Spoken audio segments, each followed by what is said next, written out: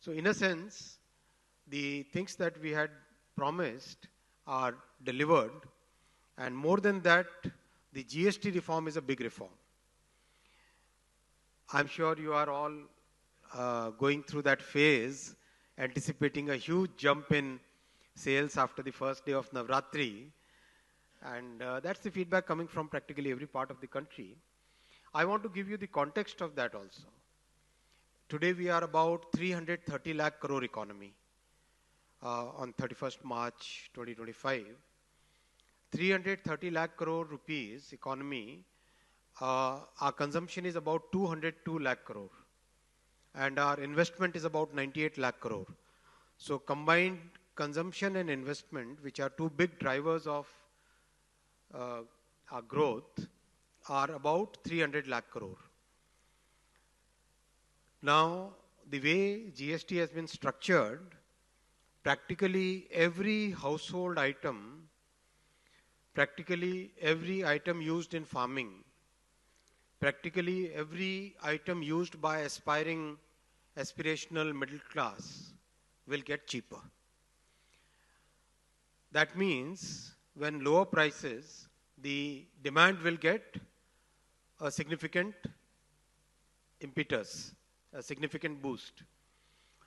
Even if we see 10% growth in demand, based on what our estimates are today, we should be looking at adding about 20 lakh crore rupees to our economy over a period of next few years.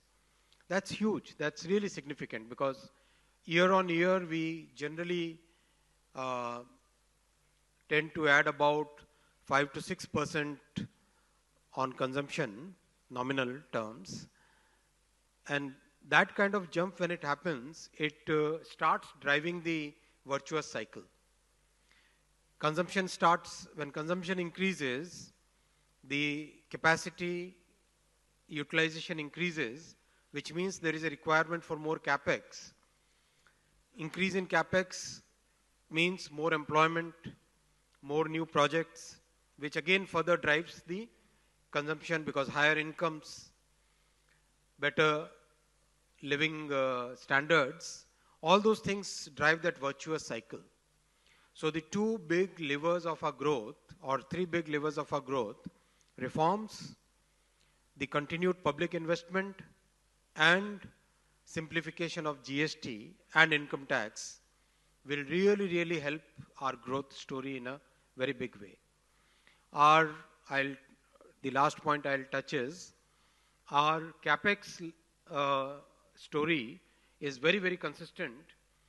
For example, in railways, by end of December, we would have completed 80% of the capex plan for the year. That's huge. In 9 months, if you're completing 80% of your capex, that means, and we are on track to achieve that. So far, the progress is very good. So that kind of growth is there in every sector.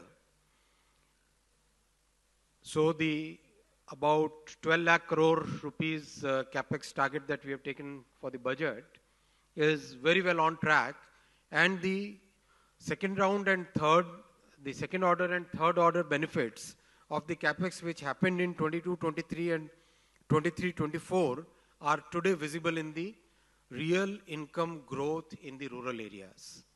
I'm sure those of you who keep track of how the trends are in, the income growth in rural areas is today visible, and that's reflected, that's a good reflection of the way the entire program, structured program, is working out.